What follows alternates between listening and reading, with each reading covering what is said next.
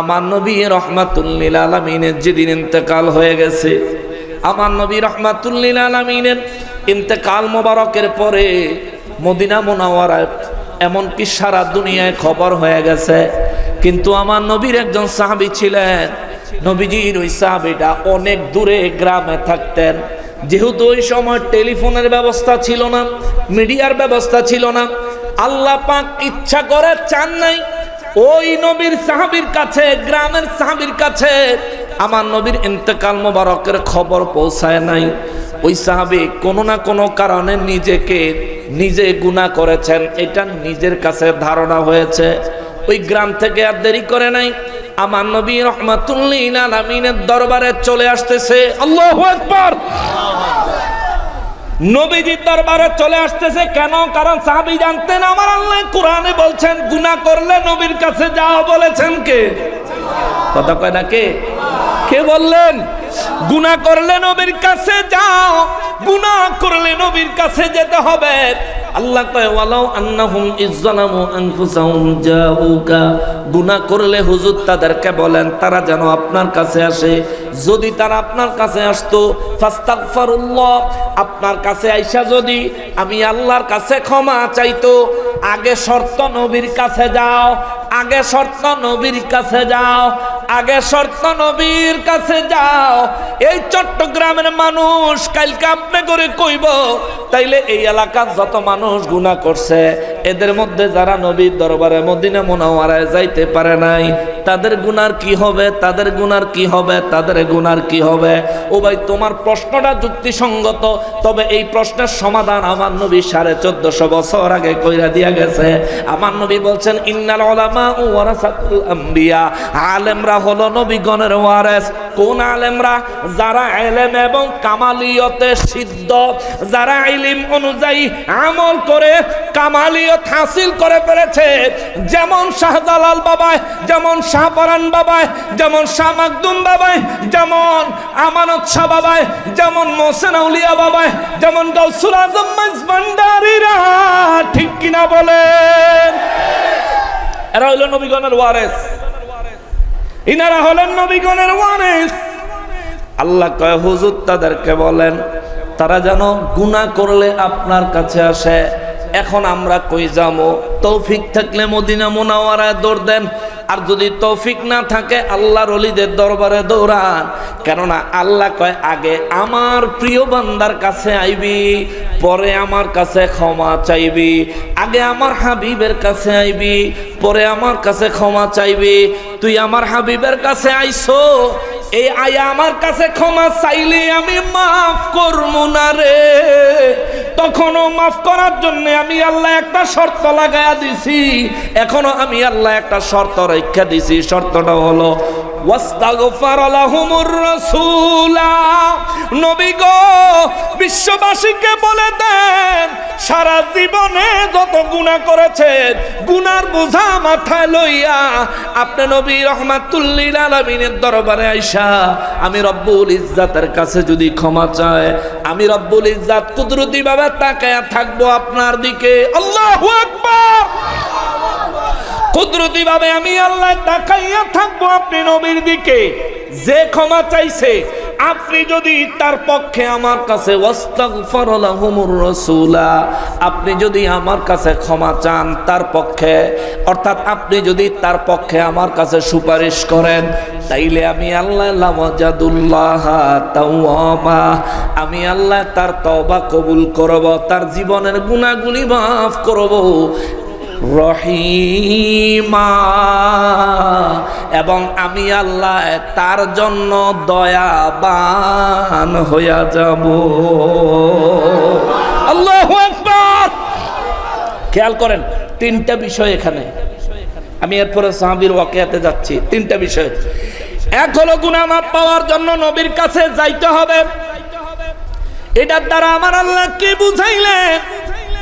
আল্লাহ বুঝাইলেন ও মুসলমান, আল্লাহ বুঝাইয়া দিলেন যদি আল্লাহর রহমত পাইতে চাও, যদি আল্লাহর দরবার থেকে ক্ষমা পাইতে চাও, তাহলে আল্লাহর প্রিয় বান্দাদের দরবারে যাও। জাউকা, আমার আল্লাহ ডাইরেক্ট নির্দেশ দিয়েছেন হুজুর তাদেরকে বলেন তারা যেন আপনার কাছে আসে, আপনার কাছে আসে। কিন্তু বড় আফসোস আর দুঃখের বিষয় হলো রে বাবা, আমাদের দেশের মানুষগুলি নাফরমান হইতে হইতে হইতে হইতে এত পরিমাণ নাফরমান হয়েছে রে, হজে গেলেও হাজিদেরকে নবীর দরবারে যাইতে মানা করে, এমন আছে না? না নাফরমান। তো সে আবু জাহেল ভালো আছিল, তো সে আবু জাহেল ভালো আছিল রে। নূর নবী রহমাতুল্লিল আলামিনের দরবারে যাওয়ার নির্দেশ কার? জোরে বলেন না কার? আপনাদের খারাপ লাগতেছে, কষ্ট হচ্ছে, বুঝেন তো আমার কথাগুলো? আচ্ছা, আমি কোরআন শরীফ থেকে বলছি, আমি অনেক লম্বা কথা বলবো, আমার নিয়ত আছে, যদি আপনাদের ধৈর্য থাকে। অসুবিধা নাই তো?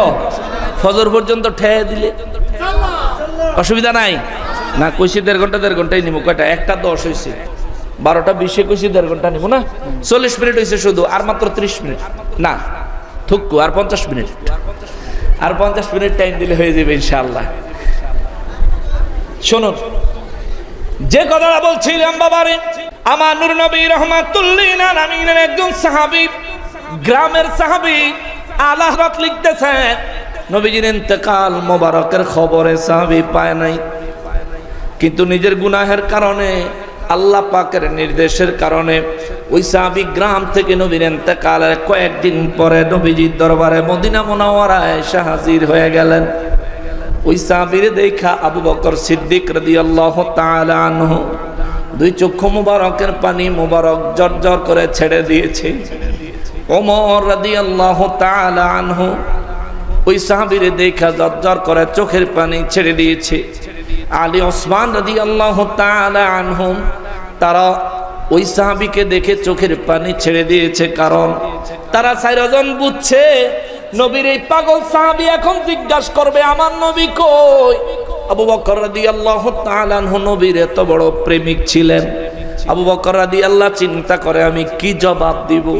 ওমর রাদিয়াল্লাহু, আলী রাদিয়াল্লাহু, ওসমান রাদিয়াল্লাহু তাআলা আনহুম সবাই একই চিন্তায় পড়ে চোখের পানি জর্জর করে ছেড়ে দিয়েছে। ভাবতে ভাবতে নবীর এই সাহাবীর সামনে আইসা বলে উঠছে, আবু বকর ভাই আমার নবী কই? আমি একটা আরজি নিয়ে নবীজির দরবারে এসেছি। আবু বকর রাদিয়াল্লাহু দুই চক্ষু মোবারকের পানি মোবারক ছেড়ে ছেড়ে কান্দে। ওমর রাদিয়াল্লাহু রে কয়, ওমর রে, আবু বকর বলছে না, তুমি একটু বলো আমার নবী কোথায়? ওমর রাদিয়াল্লাহু তাআলা আনহু কান্দে। আলী রাদিয়াল্লাহু রে জিগায়, আলী তুমি হাসান হোসাইনের বাবা, ও আলী তুমি মেহেরবানি করে বলো আমার নবী রহমাতুল্লিল আলামিন কোথায়?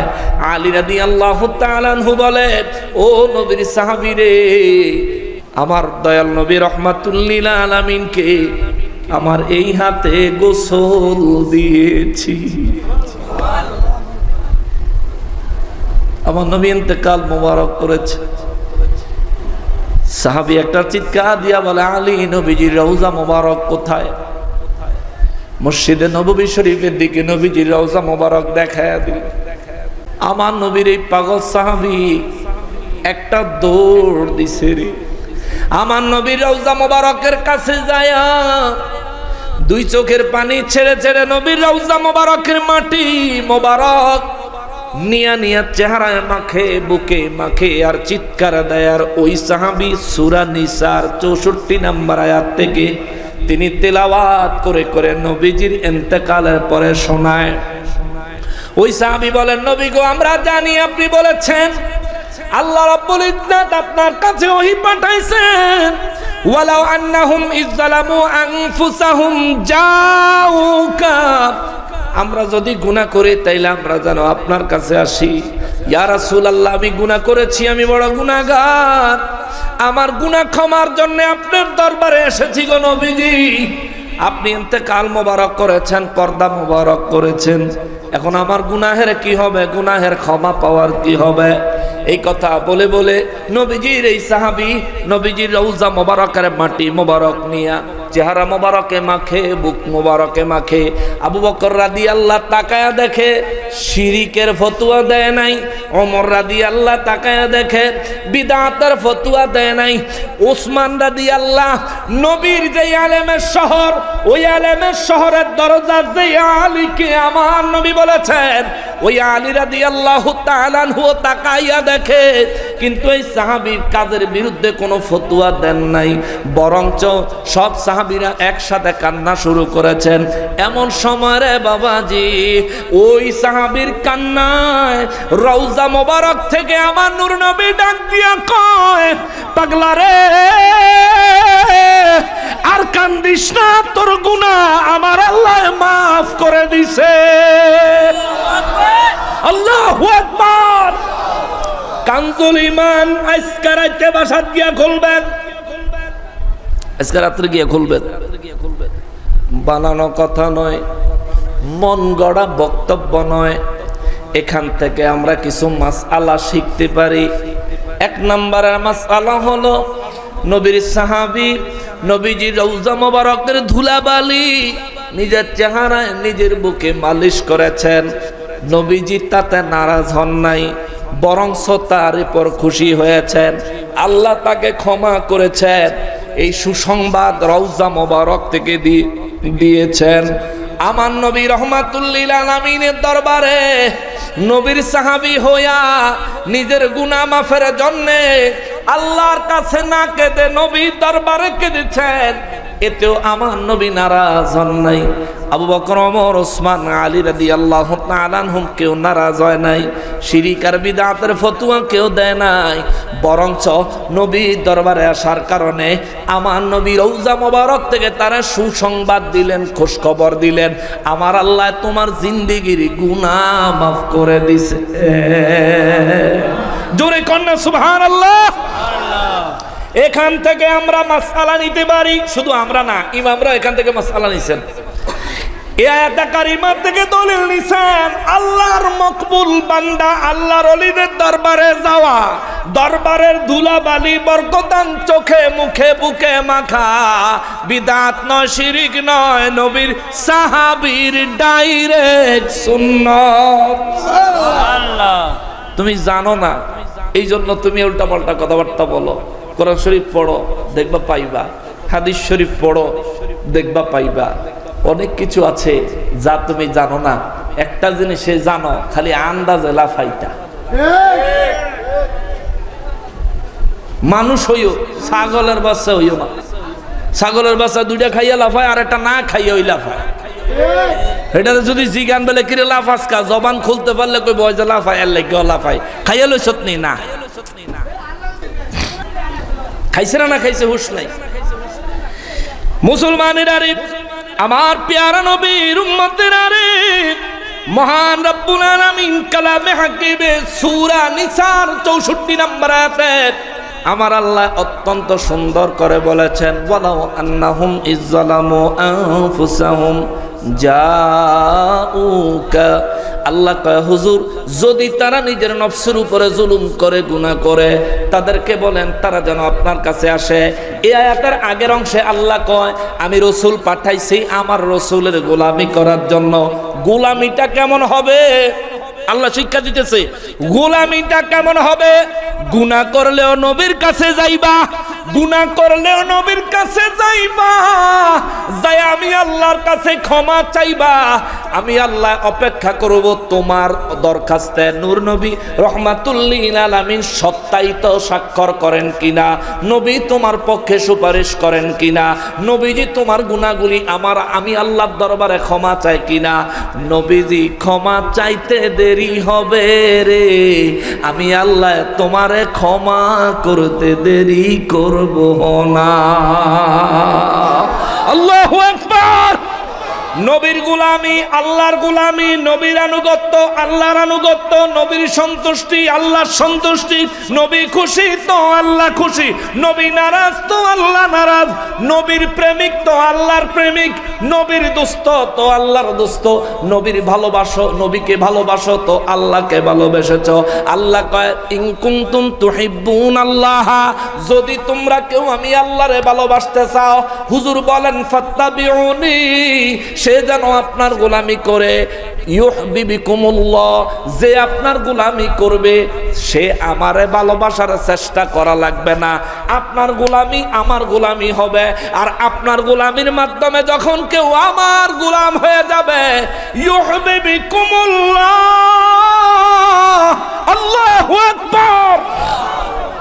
আমি আল্লাহ 1450 বছর আগে ঘোষণা দিলাম, আমি ওই বান্দাকে আমি নিজে থেকেই ভালোবাসবো। জোরে বলেন সুবহানাল্লাহ। মুসলমানেরা রে, আমার প্যারা নবীর উম্মতেরা রে, আমার মহান রব্বুল ইজ্জত এর পরের আয়াতে অত্যন্ত চমৎকার ভাবে বলতেছেন। আল্লাহ বলেন বিসমিল্লাহির রহমানির রহিম, ফালা ওয়া রাব্বিকা লা ইউমিনুনা হাত্তা ইউহাক্কিমুকা ফীমা শাজারা বাইনাহুম সুম্মা লা ইয়াজিদু ফী আনফুসিহিম হারাজাম মিম্মা কাদাইতা ওয়া ইউসাল্লিমু তাসলিমা। আল্লাহু আকবার। রব্বুল ইজ্জত কয় ফালা ওয়া রাব্বিকা, নবী গো, নবী আপনার রবের কসম। আল্লাহু আকবার। কে বলেন? নবীর রব কে? আর কথা কর না কে? আল্লাহ তো ইচ্ছা করলে বলতে পারতেন যে আমি নিজের কসম করে বলতেছি। আল্লাহ বললেন ফালা ওয়া রাব্বিকা, হুজুর আপনার রবের কসম। অর্থাৎ নবীর রব পরিচয় দিতে আল্লাহর কাছে ভালো লাগে। সুবহানাল্লাহ কর না। আল্লাহ নবীজির রব, এটা পরিচয় দিতে আল্লাহর কাছে ভালো লাগে। এই জন্য আমার আল্লাহ কয় ফালা ওয়া রাব্বিকা, অতএব আপনার প্রতিপালক আমি রবের, আমি আল্লাহর কসম। লা ইউমিনুনা হাত্তা ইউহাক্কিমুকা ফীমা শাজারা বাইনাহুম, যতক্ষণ পর্যন্ত কোন মানুষ আপনি নবীকে নিজেদের মধ্যে সমস্যার সমাধানদাতা বিচারক হিসেবে মাইনা না নিবে। আল্লাহ কয় যতক্ষণ পর্যন্ত আপনি নবীর ফয়সালা প্রত্যেকটা মানুষ নিজের জীবনের সমস্যার সমাধান হিসাবে মেনে না নিবে, লা ইউমিনুন, আল্লাহ কয় আমি ঘোষণা দিলাম এই ব্যক্তি মুমিন হইতে পারে না। জোরে কর নাউযুবিল্লাহ। এই কথা আমার আল্লাহ কেন বললেন? এই কথা বলার পিছনে পূর্বের আয়াতের একটা ব্যাখ্যা আছে। এই কথা আল্লাহ তাআলা বলার পিছনে এই আয়াতে কারিমার একটা শানে নজুল আছে। এই আয়াতে কারিমা নাজিল হওয়ার পিছনে আমার নবী রাহমাতুল লিল আলামিনের মদিনা মুনাওয়ারা একটা ঘটনা ঘটেছিল। ঘটনাটা ছিল এমন, পাহাড়ের উপর থেকে পানি নেমে আসতো, ওই পানি খেজুরের বাগানে সবাই ভাগ করে দিত। নবীজির সাহাবী এবং নবীজির ফুফাতো ভাই হযরত জুবায়ের রাদিয়াল্লাহু তাআলা আনহু, তিনি তার একটা একখণ্ড জমি ছিল ওই পাহাড়ের ঝর্ণাধারার কাছে, একেবারে কাছে। তো পাহাড়ের ঝর্ণাধারার কাছে যদি জমি থাকে, পাহাড় থেকে যেই পানিটা নামে, এই পানিটা তো সবার আগে ওই কাছে যেই জমি, এই জমিতেই তো আসবে নাকি? না উড়াল দিয়ে আরেক জমি যাইব? যেই জমিটা কাছে এই জমিতে। নবীজি রাহমাতুল লিল আলামিনের ফুফাতো ভাই জুবায়ের রাদিয়াল্লাহু তাআলা আনহুর জমির মধ্যে পাহাড়ের পানিটা প্রথমে আসে। আসলে তিনি সর্বপ্রথম নিজের জমিতে পানিগুলো যতটুকু দরকার এতটুকু রাখেন। শেষ হয়ে গেলে জুবায়ের রাদিয়াল্লাহু তাআলা আনহু পানিগুলো ছেড়ে দেন, পরবর্তী জমির দিকে চলে যায়। এর মধ্যে একজন আনসারী আমার নবী রাহমাতুল লিল আলামিনের দরবারে আইসা জুবায়ের রাদিয়াল্লাহু তাআলা আনহুর বিরুদ্ধে বিচার দিলেন। খেয়াল করেন, লিগালি নিয়ম মাফিক আসে, এটাকে উনি যতটুকু দরকার রেখে বাকিটুক সামনের দিকে ছেড়ে দেয়। সামনের দিকে চলে যায়, এতে সে সন্তুষ্ট না। ওই আনসারী সাহাবীর কথা হইলো, তুমি ডাইরেক্ট আইতাছে ছাইরা দিবা, আমগো জমি টমি ভরা হইলে পরে তোমারটা দিবা। এটা হলো একটা ঝগড়া হইছে, নবীজির দরবারে বিচার গেছে। নূর নবী রাহমাতুল্লিল আলামিন এই বিচার পাওয়ার পরে নবীজি নিজে একটা ফয়সালা দিলেন, জুবায়ের শোনো, পাহাড় থেকে ঝর্ণা দ্বারা নামার পরে তোমার জমির জন্য যতটুকু পানি দরকার এতটুকু পানি রাখার পরে পানিটা তুমি ছেড়ে দিবা, যাতে এই আনসারীদের জমির মধ্যে পানিগুলো চলে আসে। জুবায়ের রাদিয়াল্লাহু তাআলা আনহু বলেন, জি ইয়া রাসূলুল্লাহ সাল্লাল্লাহু আলাইহি ওয়াসাল্লাম, আপনি যা বলেছেন আমি তা মাথা পেতে নিলাম, তা অনুযায়ী আমি আমল করব গো নবীজি। কিন্তু আনসারী সাহাবী আমার নবীর এমন ফয়সালা পাওয়ার পরেও নবীজিরে কইয়া উঠছে, কয় জুবায়ের আপনার ফুফাতো ভাইয়ার লেগা তার পক্ষে রায় দিছেন। জোরে কন্যা নাউজুবিল্লাহ। চট্টগ্রামের মানুষ তো এত কলব মরা না, জোরে কন্যা নাউজুবিল্লাহ। নবীজির দু জাহানের বাদশা রাহমাতুল্লিল আলামিন বিচার করেছে, সেই বিচারের আনসারী কয় জুবায়ের রাদিয়াল্লাহু তাআলা আনহু তিনি আপনার ফুফাতো ভাই, তো এর লেগে আপনি তার পক্ষে রায় দিছেন। আয় হায় হায়। অথচ আর একটা কথা মনে হয়ে গেল, বিশর নামে একটা মুনাফিক ছিল, সবাই জানতো মুসলমান, নবী জানতেন মুনাফিক, আল্লাহ জানতো মুনাফিক। এই মুনাফিক এক ইহুদি বেড়ার লগে কাজ্জা লাগছে, ঝগড়া লাগছে। আর ঝগড়া লাগিয়া ইহুদি বেড়ার সাথে অনেক অত্যাচার করছে। ইহুদি লোকটায় কয়, ইহুদি লোকটায় কয়, বিশর রে, তুমি আমার উপরে যেই নির্যাতন করেছ, এই নির্যাতনের জন্য তোমার নবীর কাছে আমি বিচার দিব। বিচারে কয়, এই ইহুদির বাচ্চা ইহুদি, তুই বিচার দিলে তোর ইহুদি কারো কাছে বিচার দে, আমার নবীর কাছে কা তুই বিচার দিতি? ইহুদি কয়, আমি জানি, আমি ইহুদি হইলেও জানি রহমাতুল্লিল আলামিনের কাছে বিচার দিলে বিচার হবে একেবারে নিরপেক্ষ। জোরে কন্যা সুবহানাল্লাহ। ইহুদি হইয়া জানে, বিশ্বাস করে, মানে আমার নবী নিরপেক্ষ বিচার করবে। কিন্তু ওই বিশর মুনাফিককে কয়, না না, আমার নবীর কাছে তুই কে যাইতি, চল তোগো হুজুর কাব ইবনে আশরাফের কাছে যাই। ইহুদিদের একটা হুজুর ছিল কাব ইবনে আশরাফ, এটা ছিল বড় জালিম, মিথ্যাবাদী, ঘুষখোর। আসেনি সমাজ, অভাব নাই। এই কাব ইবনে আশরাফ ঘুষখোর ছিল, ইহুদি নিজেও জানতো। এই কাব ইবনে আশরাফ ছিল উহুদ যুদ্ধে লাগানোর জন্য, উহুদ যুদ্ধের পরে ইসলামের বড় ক্ষতি করার জন্য, মুসলমানদেরকে চিরতরে শেষ করে দেওয়ার নীল নকশা পরিকল্পনা করেনেওয়ালাদের মধ্যে লিডার ছিল কাব ইবনে আশরাফ। উহুদ যুদ্ধের পরে 70 জন ইহুদি লইয়া, বলে আসি একটু নাকি, না কষ্ট হয়ে যায় আপনাদের? আয়াতে কারিমার আলোকে কথা যা আসতেছে তা, বাইরের কিন্তু কথা না। উহুদ যুদ্ধের পরে এই কাব ইবনে আশরাফ 70 জন ইহুদি লইয়া মক্কা মুআজ্জামায় গেছে। মক্কা মুআজ্জামায় যায় আবু সুফিয়ানের ঘরের ভিতরে এই কাব ইবনে আশরাফ কি অবস্থান করছে। এবার আবু সুফিয়ানের কাব ইবনে আশরাফ কয়, উহুদের যুদ্ধে তোমরা তো জিততে হাইরা গেলা, তোমরা তো পারলা না, আমি তোমাদের কাছে একটা প্রস্তাব নিয়ে আইছি। কয় কি? কয় তোমরা মদিনা মুনাওয়ারায় আবার আক্রমণ করবা, আমরা মদিনা মুনাওয়ারার ভিতর থেকে আক্রমণ করব, তোমরা বাইরের থেকে আক্রমণ করবা। তাইলে মুহাম্মদ সাল্লাল্লাহু আলাইহি ওয়াসাল্লাম তার ধর্ম সহ ইসলাম সহ সব ধ্বংস হইয়া যাবে। এবার সুফিয়ানে কয়, কাব ইবনে আশরাফ তোরা আহলে কিতাব ইহুদি, এরপরে মুহাম্মদ সাল্লাল্লাহু আলাইহি ওয়াসাল্লাম তিনিও আহলে কিতাব, তিনি বলেন তার কাছে আল্লাহ পাক কুরআনুল কারীম পাঠায়। আমার মনে হয় মুহাম্মদ সাল্লাল্লাহু আলাইহি ওয়াসাল্লাম তোরে পাঠাইছে আমাদের ভিতরে ষড়যন্ত্রের বীজ বোনার জন্য। কাব ইবনে আশরাফ কয়, না না না, এমন কিছুই করে নাই, তাইলে চলো কসম করি। কি করবি? কসম। কি কসম? কয় আমাগো 30 জন, তোগো 30 জন কাবা শরীফ দইরা এরপরে কসম করব, আমরা কেউ মুহাম্মদের চর না, আমরা সবাই প্রতিজ্ঞা করতেছি বাইতুল্লাহকে সাক্ষী রেখে মুহাম্মদ সাল্লাল্লাহু আলাইহি ওয়াসাল্লামের বিরুদ্ধে আমরা যুদ্ধ করব, তাদেরকে শেষ করব। জোরে কর নাউজুবিল্লাহ। এই ইহুদির বাচ্চারে বিচার মানে বিশরে, আর ইহুদিয়ে কয় না আমি তারা চিনি, সে ঘুষখোর, তারা দিয়ে বিচার হবে না। কোনোভাবেই যখন বিশরে তারা মানাইতে পারলো না, নবীজি রাহমাতুল লিল আলামিনের দরবারে নিয়ে গেল। আমার নবীর কাছে ইহুদি যায়, কয় নবী গো, ও রাহমাতুল লিল আলামিন, আমি একজন ইহুদি, কিন্তু বিচার নিয়ে আইছি। কয় কি? কয় বিশরে আমার উপর জুলুম করছে। আমার নবী বিস্তারিত ঘটনা শুনলেন।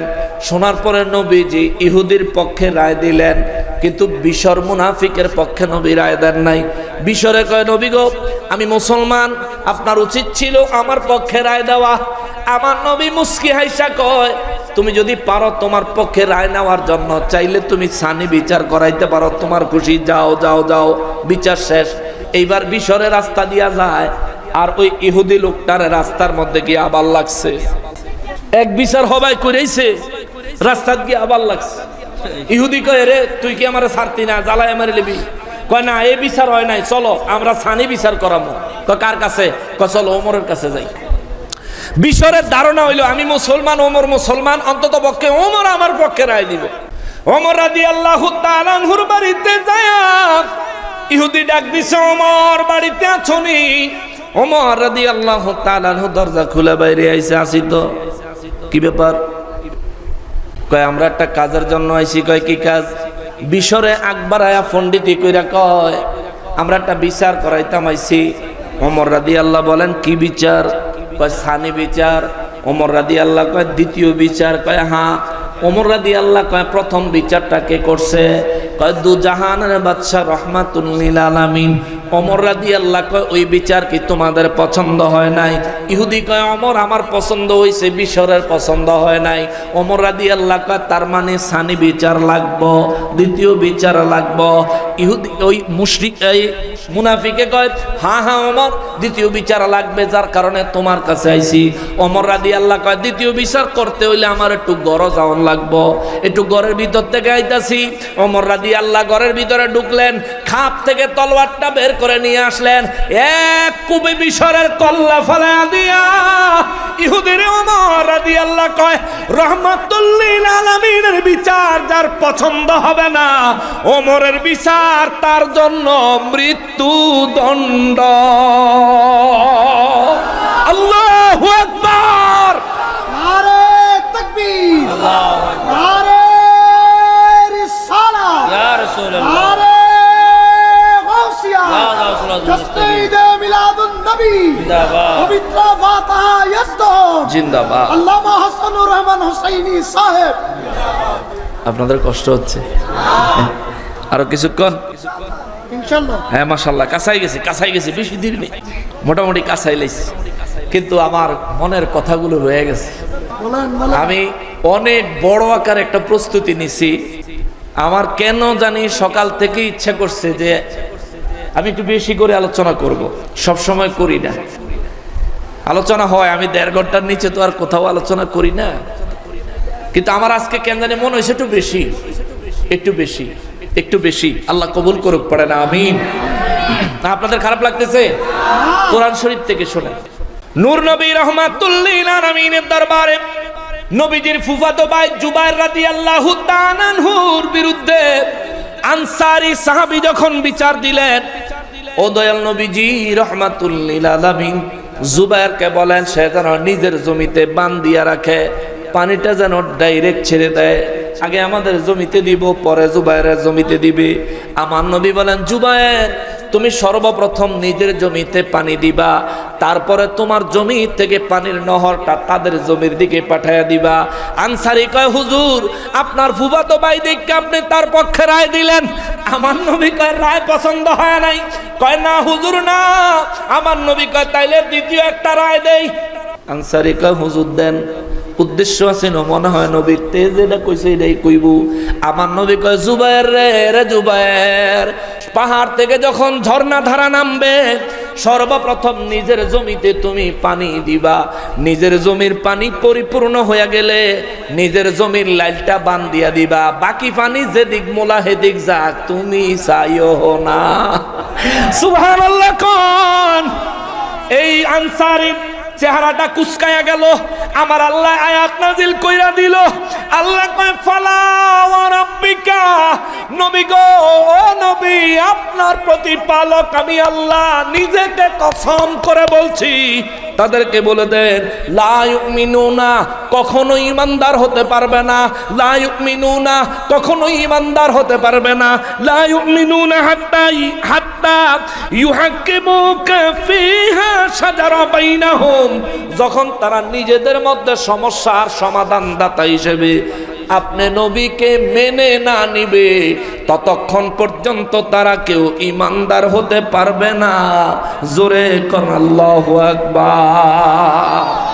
এখন একটা কথা এখানে আছে, নবীর ডরে, ওমরের ডরে, আবু বকরের ডরে কেউ যদি এমনি মাইনা নিল কিন্তু মনে মনে মানে নাই, আছে না? এ কথা কোন আছে না? এখনো কিছু মানুষ আছে যখন আমগুলোকে হয় হয় কইতেছে কালকে বিরোধিতা করবো, আছে না? আছে না? আছে না? আছে, এমন মানুষ আছে। ভাই, আপনার প্রতি আমি চিরকৃতজ্ঞ যে আপনি আপনার হায়াতের মূল্যবান সময়টুকু এখানে দিচ্ছেন। এটার লেগে আপনার কাছে আমি কৃতজ্ঞ। কি করতাম, আপনার ভাইলে আমি ফায়দারে সালাম করলাম বলে, আপনার পাওয়াটা আমার বুকে রাখলাম বলে, যে আপনি বিরোধিতা করে ইচ্ছা করলে বাইরে দিকে বসতেন, কিন্তু আপনি এখানে বসছেন।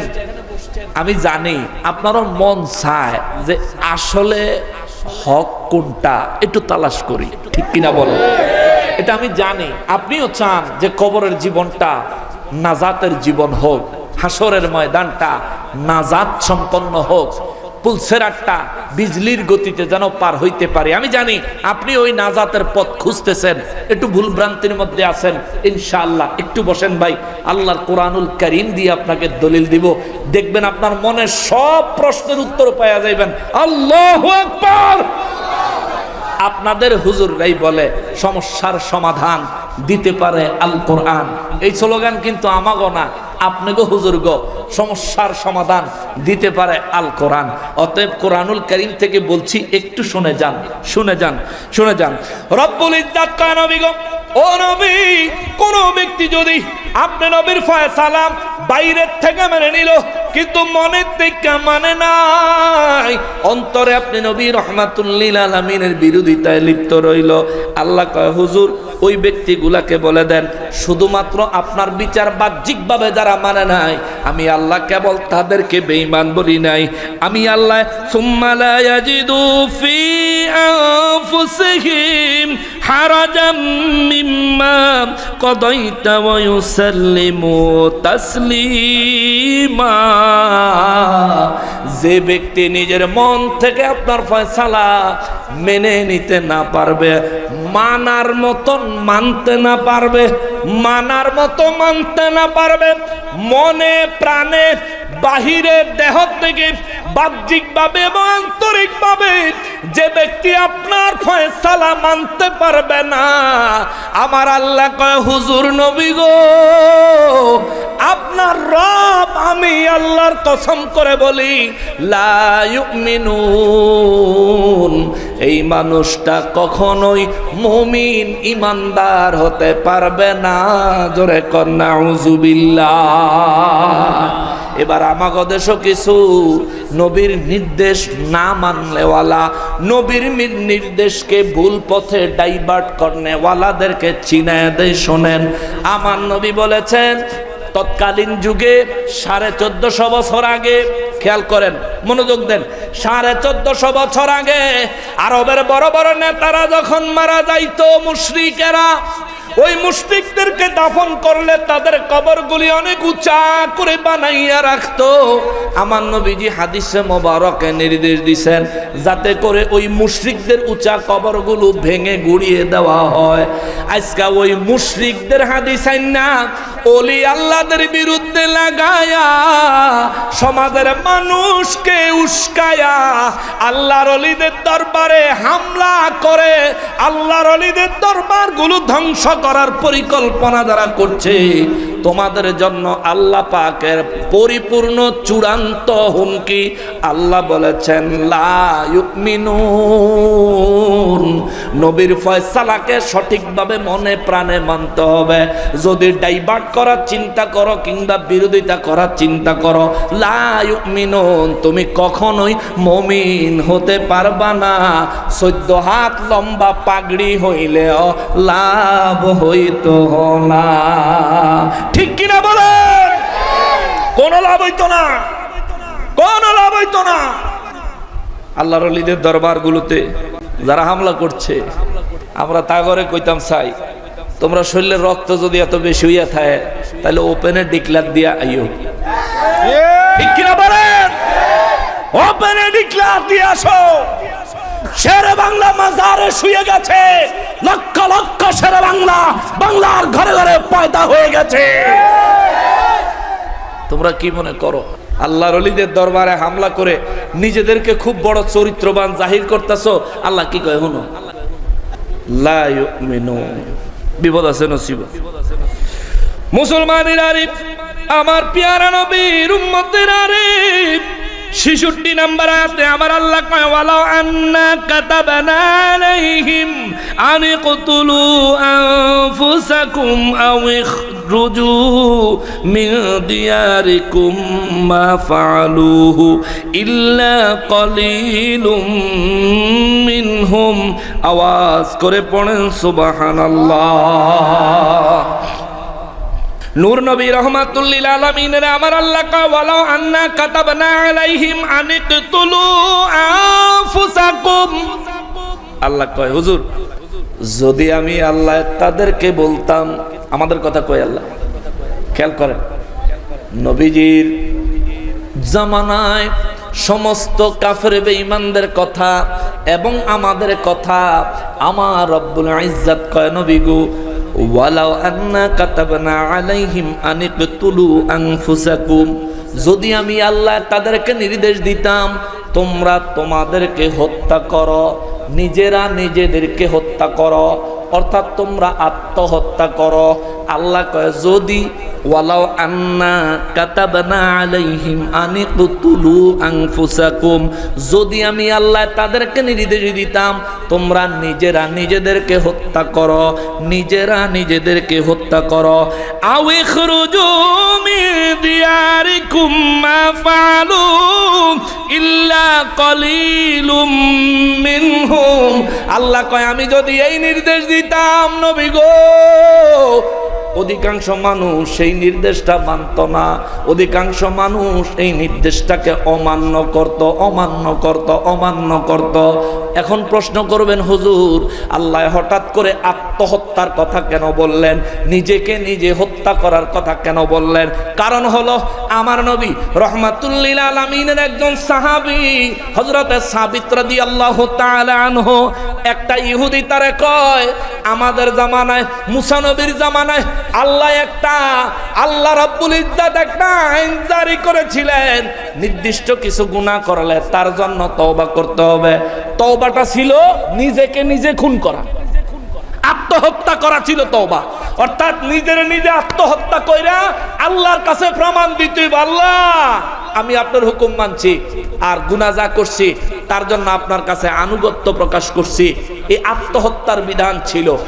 নবীজির সাহাবীরে ইহুদি কয় দেখো দেখো দেখো, তোমাদের নবীর চাইতে আমাদের নবী অনেক বড়, তোমাদের উম্মত নবীর উম্মতের চাইতে আমার নবীর উম্মতের অনেক বড়। সেই সময় আমার আল্লাহর এই হুকুম মুসা নবীর জমানায় বহু ইহুদিরা মানছে, বহু ইহুদিরা নিজেদেরকে হত্যা করে আল্লাহর দরবারে তওবাকারী হিসেবে নিজেকে পরিচয় দিছে। তোমাদের জামানায় যদি এমন হইতো, নবীর সাহাবীরে কয় তোমাদের জামানায় যদি আল্লাহ এমন নির্দেশ দিত তাইলে কি তোমরা এই নির্দেশ পালন করতা? নবীর সাহাবী কয় আল্লাহ পাক রব্বুল ইজ্জত নির্দেশ দিতে দেরি হইতো, আল্লাহর নির্দেশ রহমাতুল্লিল আলামিনের দেখানো সিস্টেম মোতাবেক বাস্তবায়ন করতে আমরা দেরি করতাম না। যার বাস্তব প্রমাণ হলো 1000 কাফেরের বিরুদ্ধে 313 জন যায় দাঁড়ায় গেছি। বাসমুনা মুরমু চিন্তা নাই, চিন্তা একটাই, সন্তুষ্টি চাই কার? আরো ধরে বলেন কার?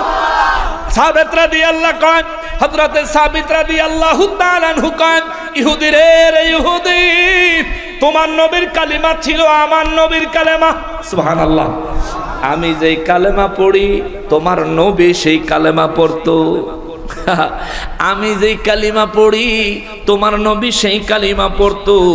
আমার রব্বুল ইজ্জত তাদের কথা, ওই ইহুদিদের কথা, ওই কাফের বেঈমানদের কথা আল্লাহ কয়, ওয়ালাউ আন্না কাতাবনা আলাইহিম আন ইকতুলু আনফুসাকুম, যদি আমি আল্লাহ তাদের উপরে লেখা দিতাম তোমরা নিজেরা নিজেদেরকে হত্যা করো, আও ইখরুজু মিন দিয়ারিকুম মা ফাআলু ইল্লা কলিলুম মিনহুম। আমার রব্বুল ইজ্জত কয়, যদি আমি কইতাম আও ইখরুজু মিন দিয়ারিকুম, আমি আল্লাহ যদি তাদেরকে লিখে দিতাম, খেয়াল করেন, আমি আল্লাহ যদি তাদেরকে লিখে দিতাম যে তোমরা নিজেদের ঘরবাড়ি ছেড়ে চলে যাও, আর কখনো নিজের ঘরবাড়িতে ফিরে আসবা না, আল্লাহ কয় এমন হুকুম দিলে মা ফাআলুহু ইল্লা কলিলুম মিনহুম, আমার আল্লাহ কয় নবী গো নবী, আমার এই নির্দেশটা তাদের মধ্যে ম্যাক্সিমাম মানুষ মানতো না। কেননা আমি আল্লাহ মুসা নবীর জামানায় কোন মানুষ সারাদিন যত পাপ করত, এই প্যান্ডেলের পিছিয়ে কথা কয় কারা? একটু দূরে যেয়ে কথা কইতে কন, কথা বন্ধ করতে কইেন না, বেলে কন আপনারা জনমের কথা কর, একটু দূরে গিয়ে কর, অল্প একটু সময়। আপনাদের কষ্ট হয়ে যাচ্ছে বাবা, কষ্ট নিয়েন না মনে। শোনেন, মুসা নবীর জামানায় আমার আল্লাহর বিধান ছিল সারাদিন যদি কোনো মানুষ গুনাহ করত, রাতের বেলা ঘরে যখন ঘুমাইতো, সকালে ঘুমের টেনে উঠটা দেখতো তার ঘরের দরজায় কালকা কি কি গুনাহ করছে সব লেখা উঠা গেছে। আল্লাহু আকবার। ওই কথাটাই আল্লাহ বলতেছে যে সেই সময়ের মতো যদি এখন আমি আল্লাহ লিখে দিতাম, তখন দরজার মধ্যে পাপের কথা লেখা উঠতো, এই পাপের থেকে মুক্তি পাইব কিভাবে এটাও লেখা উঠতো। তার মধ্যে তাদের জামানায়, মুসা নবীর জামানায়, আমাদের জামানায় তাওবাতুন নাসুহা, খালেস তওবা কিভাবে করতে হয়, একনিষ্ঠভাবে আল্লাহর কাছে ওয়াদা করতে হয়, আল্লাহ আর কোনোদিন করতাম না, এবং এই ওয়াদা রক্ষা করার চেষ্টা করতে হয়। আমাদের জন্য তাওবাতুন নাসুহা হইল এটা। কিন্তু মুসা নবীর জামানায়, ইহুদিদের জামানায় তাওবাতুন নাসুহা আল্লাহ দিছে এমন যে তার পাপ অনুযায়ী দরজায় লেখা উঠা যাইতো এবং তার শাস্তিও লেখা উঠা যাইতো। এই জন্য আল্লাহ কয় ওয়ালাউ আন্না কাতাবনা, আর আমি আল্লাহ যদি লেখা দিতাম তাদের উপরে, আলাইহিম তাদের উপরে, আনিকতুলু আনফুসাকুম, তোমরা তোমাদের গুনাহের কারণে, অন্যায়ের কারণে, আমার হাবিবকে স্বীকার করার কারণে, রাহমাতুল লিল আলামিনকে স্বীকার করার কারণে তোমরা নিজেরা নিজেদেরকে হত্যা করো, আও ইখরুজু মিন দিয়ারিকুম, অথবা যদি নির্দেশ দিতাম তোমরা নিজেদের বাড়িঘর ছেড়ে চলে যাও। হুজুর মা ফাআলুহু ইল্লা কলিলুম মিনহুম, অল্প কিছু লোক ছাড়া বাকি কেউই এই কথাটা মানতো না, আমল করতো না। সবচেয়ে ভালো জানেন কে? সবচেয়ে ভালো জানেন কে? মিয়া সবচেয়ে ভালো জানেন কে? খালি মুখ দিয়ে আল্লাহর কাছে ওয়াদা করন লাগবো, তওবা হেডেই তো করি না। সেই তওবা যদি মুরব্বীরা করতে আহ্বান করে, মুরব্বীরার সমালোচনা করতে একটুও চিন্তা করি না, অথচ আমার নবী নিজে দিনে 100 বার তওবা করতেন। সুবহানাল্লাহ। নবীর গুনাহ ছিল? বলেন গুনাহ ছিল? খালি কুফরি করলে তওবা করতে হয়? আরে ভাই, দিনে অন্তত নবীজি 70 থেকে 100 বার তওবা করতেন। প্রতিদিন অন্তত 70 থেকে 100 বার তওবা করা তো ডাইরেক্ট নবীজির সুন্নাত। জোরে কোন সুবহানাল্লাহ। এটা নিয়ে মন খারাপ করার কিছু নাই, মন খারাপ করার কিছু নাই। যখনই আপনাকে ছোট হোক বড় হোক কেউ যদি বলে তওবা করো, সঙ্গে সঙ্গে তওবা করবেন। তওবা করলে লস নাই, লাভ আছে। ঠিক কিনা বলেন? যে বলবে তারা সাক্ষী রেখে তওবা করবেন। হাসরের ময়দানে বলতে পারবেন, আল্লাহ আমার বেখেয়ালে গুনাহ হয়ে গেছিল, এই ছোট ছেলেটা কিংবা ওই মুরব্বী আমারে বলছে আমি যেন তওবা করি। আমি আল্লাহ আমি গুনাহ করছি না করছি এত দিকে তাকাই নাই, তোমার রহমত পাওয়ার আশায় ক্ষমা পাওয়ার আশায়, নিজেকে নির্দোষ হিসেবে তোমার দরবারে উপস্থাপন করার আশায় আমি তওবা কইরা ফেলাইছি।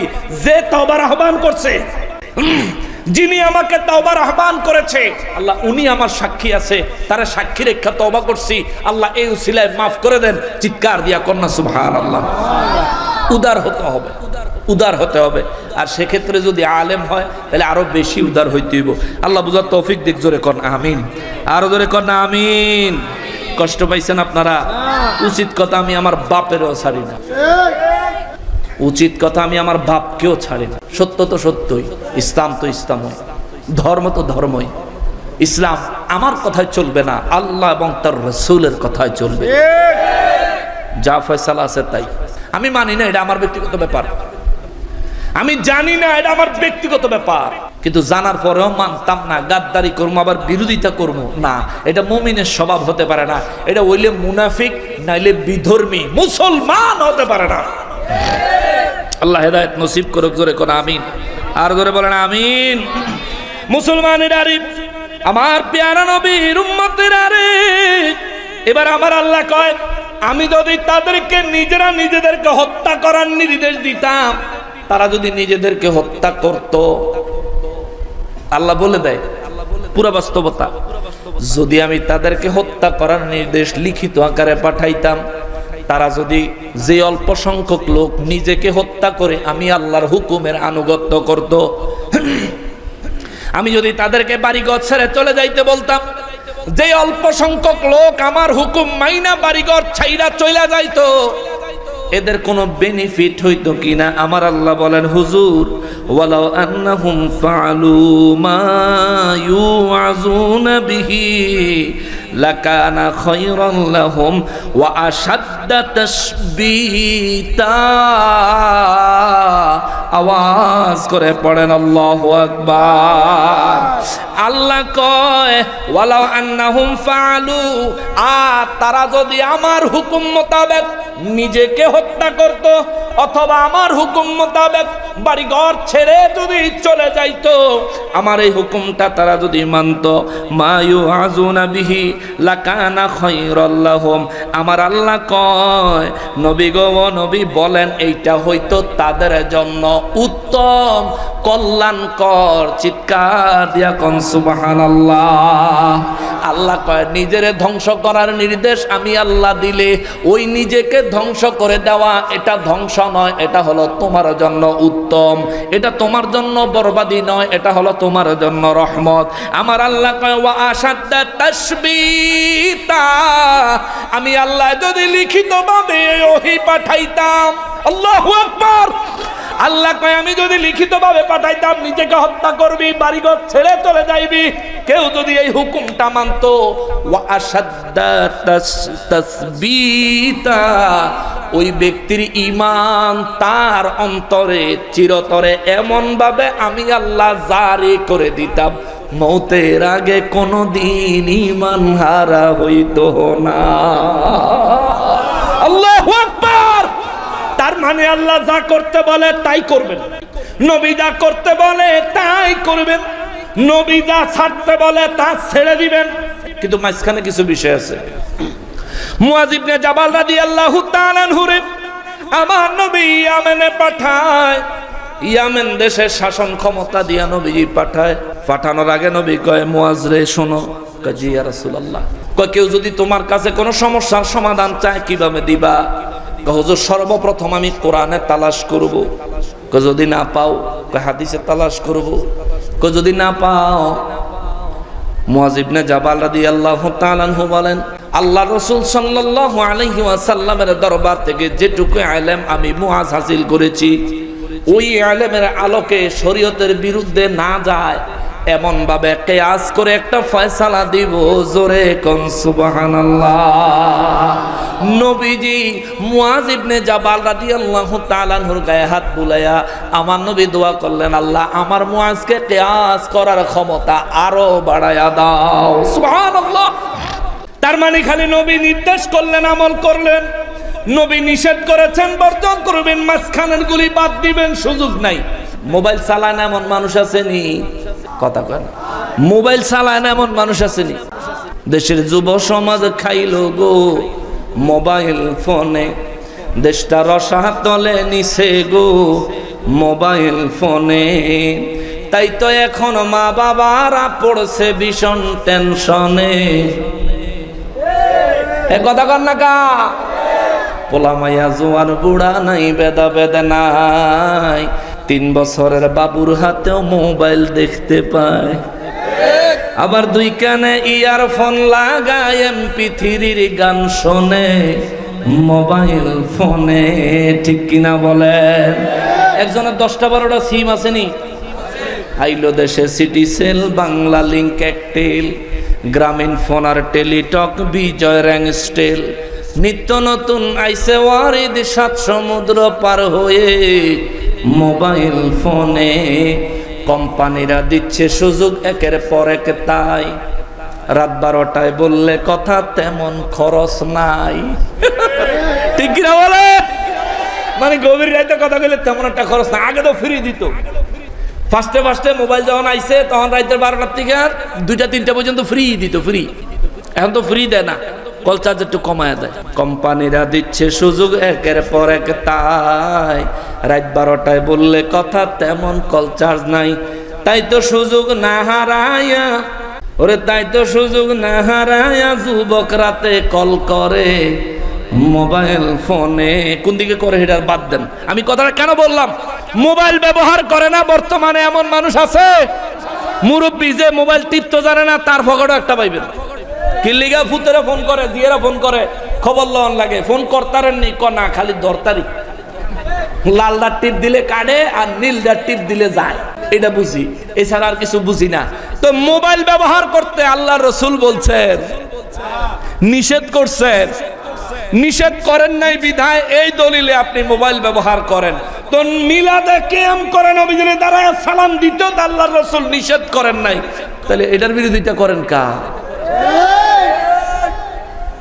কোরআন শরীফ ছাপাইতে নবীজি নির্দেশ দেন নাই। আপনি ছাপাইছেন কিংবা ছাপানো কোরআন পড়তে আমার নবী নির্দেশ দেন নাই। আপনি ছাপানো কোরআন শরীফ পড়তেছেন কেন? আমার নবী ছাপানো কোরআন শরীফ পড়তে নিষেধ করেন নাই। তো নবী নিষেধ করেন নাই বিধায় আপনি ছাপানো কোরআন শরীফ পড়তে পারেন। তো নবী নিষেধ না করা সত্ত্বেও মিলাদে দাঁড়ায়া সালাম দিতে পারেন না কেন? আমরা জানতে চাই। তবে হ্যাঁ, আপনি দাঁড়ায়া সালাম যদি জীবনেও দিতে না চান, কোনো অসুবিধা নাই, দিয়েন না। মিলাদুন্নবীর মাহফিল আপনি যদি জীবনেও না করেন, কইরেন না। মিলাদুন্নবীর মাহফিল দেখলে আপনার যদি খারাপ লাগে, আপনার খারাপ লয়ে আপনি বয়ে থাকেন ভাই। আল্লাহ কুল কায়নাত সাজাইছে যে নবীর খাতিরে, ওই নবীর আগমনে আমরা খুশি হয়েছি, হচ্ছি এবং হব কিয়ামত পর্যন্ত। ঠিক কিনা বলে? আমরা হব ভাই, কারণ তিনি আমার নবী। আরে বাপরে দেখলেই তো সন্তান খুশিতে আত্মহারা হয়ে যায়। আর যারা না বানাইলে আমারই আল্লাহ বানাইতো না, সৃষ্টি জগতে বানাইতো না।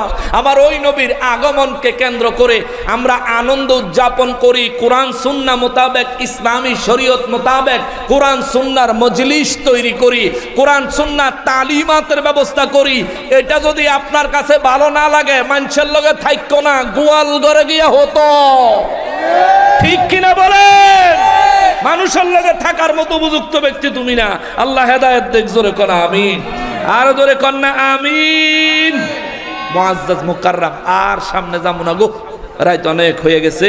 কিন্তু আরো 3টা আয়াতের আলোচনা রয়ে গেছে। এগুলির আয়াত এত লম্বা যে এতক্ষণ যা করলাম আরো এরকম আরেকটা মাহফিল করানো লাগবে, এগুলিতে আর গেলাম না। তবে আজকের আলোচনার থেকে বলতে চাইলাম এই কথাটাই, শুনুন, না জান না হইন না শিরিক কইেন না। কেননা নবীজির ফয়সালা মাথায় রাখেন। নবী বলেন, কাউকে মুশরিক বললে যাকে বলছো সে মুশরিক না হইলে যে বলছে সে মুশরিক। যদি কাউকে কাফের বলো, যাকে বলেছো সে যদি কাফের না হয়, তাহলে যে বলেছে সে কাফের। দুইজনের মধ্যে অন্তত একজন কাফের। তুমি আন্দাজে লাফাইও না ভাই, আন্দাজে ফালাইও না। কোরআন সুন্নাহ আগে জানো, মানো, তারপরে তুমি কথা বলো। না জানলে, না শুনলে, ওলামায়ে কেরামরা জানে, তাদের কাছ থেকে জেনে নাও, জানার চেষ্টা করো। জানার কোনো শেষ নাই। একটা প্রবাদ আছে, শিক্ষার কোনো বয়স নাই। শিখো ভাই, শিখতে কোনো লজ্জা নাই, শিক্ষার কোনো বয়স নাই। আল্লাহ তাআলা বুঝার তৌফিক দান করেন। জোরে পড়েন আমিন। তাহলে নবীর গোলামিরে আর জীবনে শিরিক কইবেন? কেউ শিরিক কইলে মানবেন? আরে নবীর গোলামি না করলে আল্লাহর গোলামি হয় না, নবীরে খুশি না করলে আল্লাহ খুশি হয় না, নবীকে সন্তুষ্ট না করলে আল্লাহ সন্তুষ্ট হয় না, ঠিক কিনা বলেন? অতএব নবীর গোলামির কথা বললে আপনি শিরিকের ফতোয়া লাগাইতে পারবেন না, তাইলে আল্লাহর কোরআন আপনার বিরুদ্ধে যাবে। শিরিক এবং বিদআত এই দুইটা আহলে সুন্নাত ওয়াল জামাতের দলভুক্ত ব্যক্তিবর্গ ছাড়া, সুন্নিরা ছাড়া বাকি সবাই সুন্নিদের উপরে এই শিরিক আর বেদাতের তোহমা লাগায়, ঠিক কিনা বলেন? আমরা আজকে কোরআন সুন্নাহ দিয়ে শিরিক এবং বিদআতের একটা বিশ্লেষণ করব, যেই বিশ্লেষণের বক্তব্য দিয়েছেন আল্লাহ রাব্বুল ইজ্জাত, ব্যাখ্যা করেছেন আমার নূর নবী রাহমাতুল লিল আলামিন। জোরে বলেন সুবহানাল্লাহ। আল্লাহর কোরআন যাকে শিরিক বলবে আমরা সেটাকেই শিরিক হিসেবে সাব্যস্ত করব এবং তার থেকে দূরে থাকব। নবীর সুন্নাহ মোবারক যেই জিনিসটাকে, যেই কাজকে বিদআতে সাইয়্যিআ সাব্যস্ত করবে আমরা ওই কাজটা বর্জন করব, তার থেকে দূরে থাকব। কোনো অসুবিধা আছে? এখন অনেকে বলবে আপনি বিদআতের মধ্যে প্রকার বসাইলেন কেন? ভাই, প্রকার আমি বসাই নাই, যারা বিদআতের ব্যাখ্যা লিখছেন তারাই প্রকার করছেন। আপনি হয়তো জানেন না, বিদআতের মধ্যে কিছু বিদআত আছে বিদআতে ওয়াজিবা, এমন কিছু বিদআত আছে যেগুলো না থাকলে ইসলামই থাকতো না, আস্তে আস্তে বিলীন হয়ে যাবে। ওই বিদআতগুলোর মধ্যে সর্বপ্রথম উল্লেখযোগ্য বিদআত হলো ছাপানো কোরআন শরীফ। সাহাবায়ে কেরামের জামানায়, নূর নবী রাহমাতুল লিল আলামিনের জামানায় ছাপানো কোনো কোরআন শরীফ ছিল না। এখনকার জামানায় যে ছাপায় এটা হলো বিদআত, কিন্তু এটা বিদআতে ওয়াজিবা। এই বিদআত না করলে, কোরআন ছাপানো বন্ধ করে দিলে হাফেজ তৈরি হওয়া বন্ধ হয়ে যাবে, ঠিক কিনা বলেন?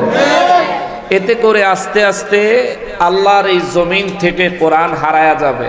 বিদআত বলে যারা মুখে ফেনা তোলো, আমিও তোমাকে জিজ্ঞেস করতে চাই ভাই, ছাপানো কোরআন শরীফ পইড়াই কি হুজুর হইছো?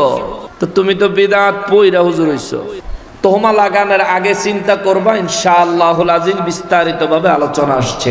আমি সরাসরি তাফসিরে ঢুকে যাই, আপনাদের অসুবিধা হবে? আমি গান গুন শুনাই তারতাম না আপনার ঘরে, আমার সোজা স্টেট কাট কথা। 1.5 ঘন্টা কোরআন শোনাবো, শুনবেন না? কষ্ট হয়ে যাইব?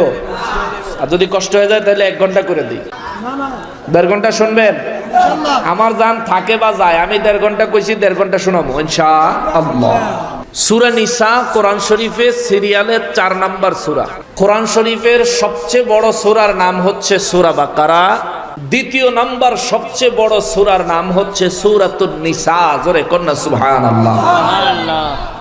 সূরা বাকারার আয়াত সংখ্যা 286, ঠিক আছে? আর সূরা নিসার আয়াত সংখ্যা হচ্ছে 176। সূরা নিসা মদিনা মুনাওয়ারায় অবতীর্ণ হয়েছে বলে আব্দুল্লাহ ইবনে আব্বাস রাদিয়াল্লাহু তাআলা আনহু বয়ান দিয়েছেন। সূরা নিসা অত্যন্ত গুরুত্বপূর্ণ একটা সূরা। হযরত আব্দুল্লাহ ইবনে মাসউদ রাদিয়াল্লাহু তাআলা আনহু সূরা নিসা সম্পর্কে বলতে গিয়ে তিনি বলেন, সূরা নিসার মধ্যে আমার আল্লাহ এমন 5টা আয়াত নাজিল করেছেন, যেই 5টা আয়াত নাজিল হওয়ার পরে সমস্ত সাহাবায়ে কেরাম, গোটা দুনিয়াও যদি সমস্ত সাহাবায়ে কেরামের কদমে দিয়ে দেওয়া হতো, তবুও তারা এত খুশি হইতো না ওই 5টা আয়াতে যত খুশি হইছে। জোরে কোন সুবহানাল্লাহ। মাইকেলা ভাই কেরামতি করতাস। এ মাইকেলা ভাই বেশটা একটু কমায় দাও তুমি, তো কথাই কইতে পারতাছি না রে বাবা। 3 ঘন্টা ওয়াজ করলো তো এরম হয় না।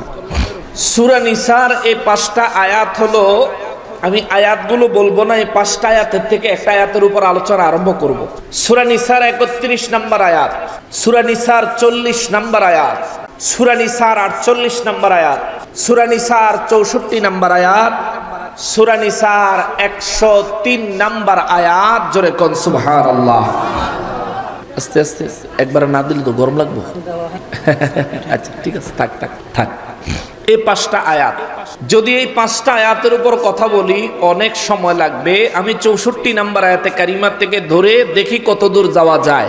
আল্লাহ রাব্বুল আলামিন আমাদেরকে সঠিকভাবে বলার এবং বুঝার তৌফিক দান করেন। সবাই পড়ি আমিন আমিন। ফাইনালি আলোচনায় ঢোকার আগে দুইবার বরকতান দুরূদ শরীফ পড়ে আলোচনায় ঢুকি। মহব্বতে বলেন আল্লাহুম্মা সাল্লি আলা সাইয়্যিদিনা মাওলানা মুহাম্মদ ওয়া আলা আলি সাইয়্যিদিনা মাওলানা মুহাম্মদ। মহব্বতে বলেন আল্লাহুম্মা সাল্লি আলা সাইয়্যিদিনা মাওলানা মুহাম্মদ ওয়া আলা আলি সাইয়্যিদিনা মাওলানা মুহাম্মদ। সম্মানিত হাজরিন, সূরা নিসার 64 নম্বর আয়াতে কারিমায় আল্লাহ রাব্বুল ইজ্জাত বলেন, বিসমিল্লাহির রহমানির রহিম, ওয়ামা আরসালনা মির রাসূলিন ইল্লা লিইউতাআ বিইذনিল্লাহ। আল্লাহ আওয়াজ করে পড়েন সুবহানাল্লাহ। আল্লাহ রব্বুল আলামিন সূরা নিসার 64 নম্বর আয়াতে কারিমায় আমার রব্বুল ইজ্জত বলেন, ওয়ামা আরসালনা মির রাসূলিন ইল্লা লিইউতাআ বিইذনিল্লাহ। আল্লাহ বলেন, আমি আল্লাহ রাসূল পাঠাইছি। ওয়ামা আরসালনা মির রাসূলিন, আর আমি আমার রসুল পাঠাইছি। রসুল পাঠানোর জন্য আমি আল্লাহর একটা উদ্দেশ্য আছে। এমনে এমনে রসুল পাঠাই নাই, বিনা প্রয়োজনে রসুল পাঠাই নাই, প্রয়োজন ছাড়া আমি আল্লাহ রসুল পাঠাই নাই। আমি আল্লাহ রসুল পাঠিয়েছি, আমার একটা উদ্দেশ্য আছে। কি উদ্দেশ্য গো মালিক?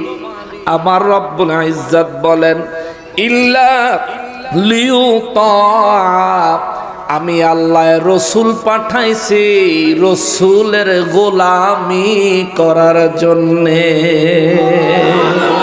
আল্লাহু আকবার। রসুল পাঠাইলেন আমার আল্লাহ। আল্লাহ কয় রসুল পাঠাইছি আমার রসুলের গোলামি করার জন্যে। রসুলের গোলামির কথা বললে আমাদের সমাজে আমাদের শিরিক করে কয়, বলে না? রসুলের গোলামির কথা বললে বলে শিরিক হবে, রসুলের গোলামির কথা বললে বলে মুশরিক হয়ে যাবে। কিন্তু রব্বুল ইজ্জত কয়, আমি রসুল পাঠাইছি তার গোলামি করার জন্যে। জোরে কন্যা সুবহানাল্লাহ। সাহাবায়ে কেরাম বলেন, নবী গো, ওগো রাহমাতুল লিল আলামিন, আল্লাহ রসুল পাঠাইলেন গোলামি করার জন্যে। ইয়া রাসূলুল্লাহ সাল্লাল্লাহু আলাইহি ওয়াসাল্লাম, আমরা জানতে পেরেছি রব্বুল আলামিন এই জমিনে 1,24,000 পয়গম্বর পাঠিয়েছেন। ও দয়াল নবীজি, সমস্ত পয়গম্বররা কি রসুল? আমার নবী বললেন, না না না, সমস্ত পয়গম্বরেরা রসুল না। নবী গো, তাইলে রসুল কারা? আমার নবী বলেন, পয়গম্বরের সংখ্যা হলো 1,24,000, রসুলের সংখ্যা হলো 300। আমার আল্লাহ সমস্ত নবীদেরকে পাঠাইছেন উম্মতেরা যেন তাদের আনুগত্য করে, গোলামি করে। কিন্তু স্পেশালি রসুলদেরকে পাঠাইছেন আমার আল্লাহ নিজে নির্দেশ দিয়েছেন, ওয়ামা আরসালনা মির রাসূলিন ইল্লা লিইউতাআ। রসুলদের আনুগত্য যেন উম্মতেরা করে, রসুলদের গোলামি যেন উম্মতেরা করে।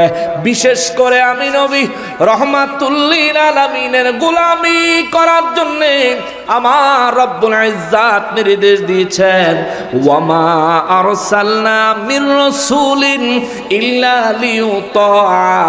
আল্লাহ কয়, আমি আমার হাবিবকে পাঠাইছি তোমরা তার গোলামি করবা, গোলামি করবা। কেন?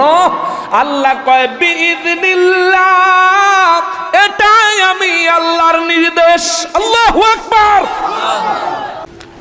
আমার রসুলের গোলামি করবা, এটাই আমি আল্লাহর নির্দেশ।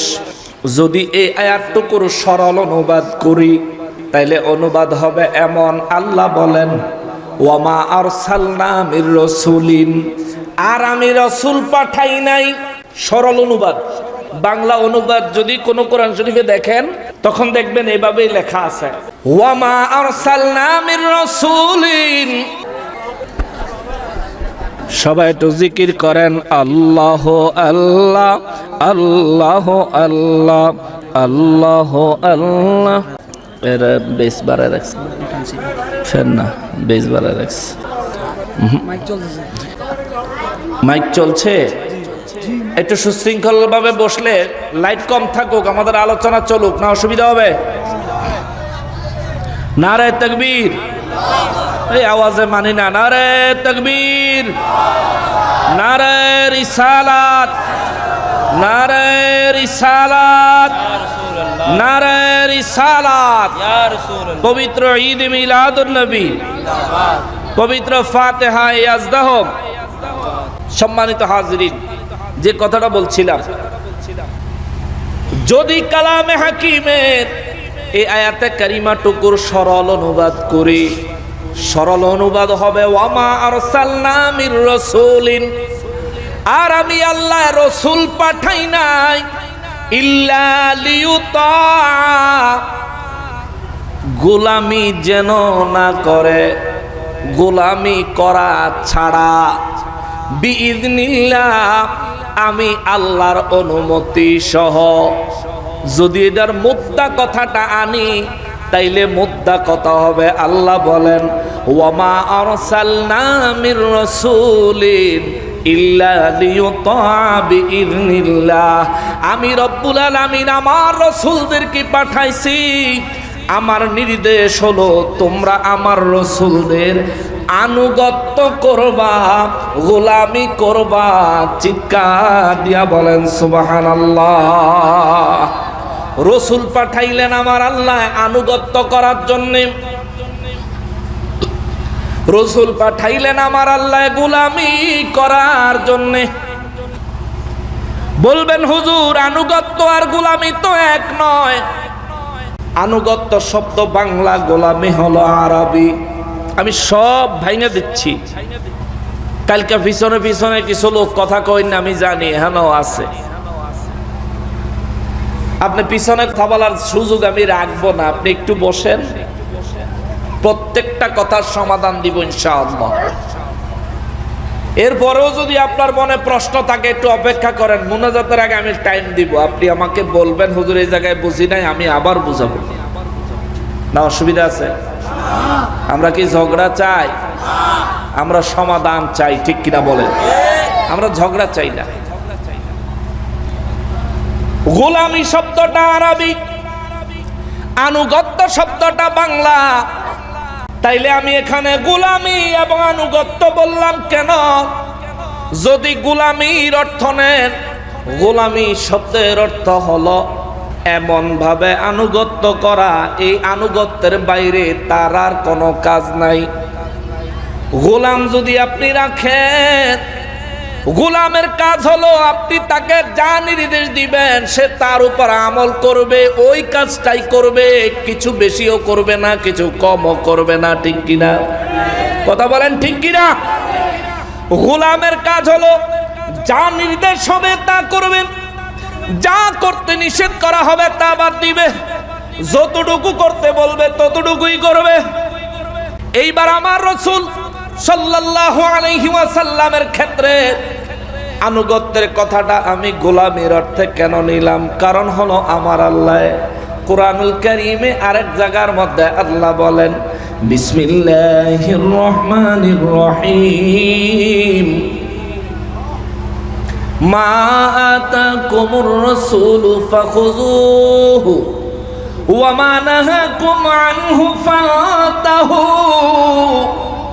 আমার রাসূল তোমাদেরকে যা করার নির্দেশ দেয় তোমরা তা করো, যা করতে নিষেধ করে তোমরা তা বর্জন করো। চিৎকার দিয়া কোন আল্লাহু আকবার। কথাটা কার? জোরে বলেন না কার?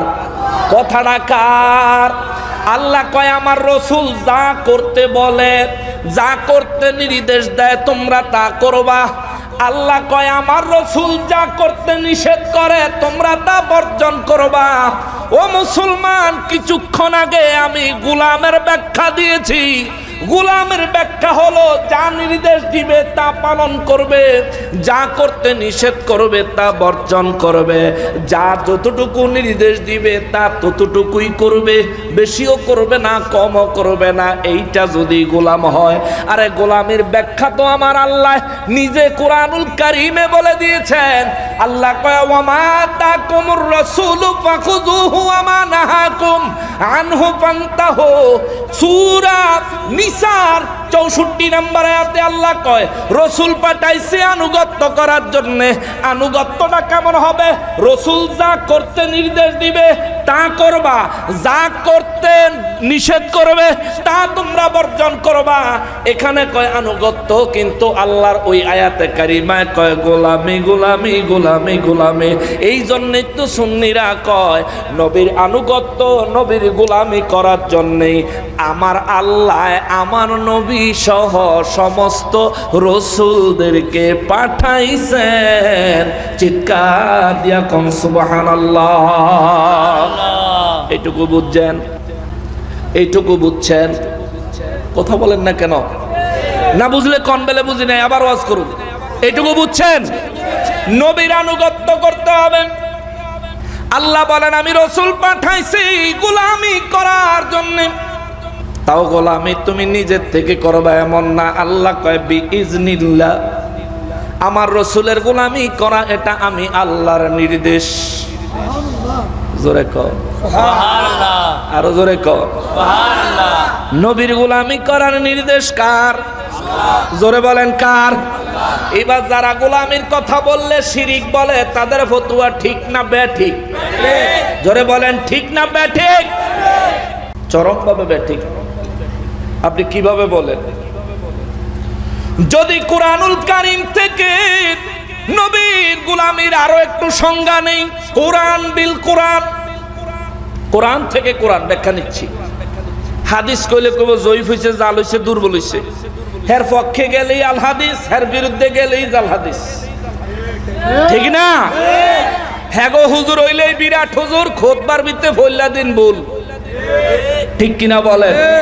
হ্যাগো হুজুর এশিয়া মহাদেশের শ্রেষ্ঠ হুজুর, কিন্তু পয়লা দিন খুতবা পড়তে গিয়ে ভুল করে কোরআনের আয়াত। তাও এইটা হ্যাগো এশিয়া মহাদেশের শ্রেষ্ঠ হুজুর। হ্যাগো হে হুজুরে যা কইব তা ঠিক, কিন্তু আল্লাহর কোরআনে যা বলবে তা মানতে গেলে সে সন্দেহ পোষণ করবে। মনে রাখবেন, কোরআন পেয়েও যারা মানতে চায় না এরা মুমিন নয়, মুনাফিক। মুমিন হন।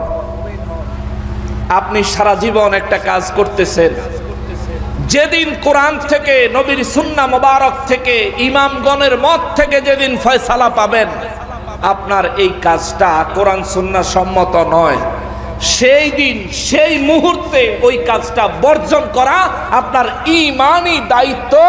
বর্জন করলে আপনি সাচ্চা মুমিন, বর্জন না করলে আপনি পাক্কা মুনাফিক।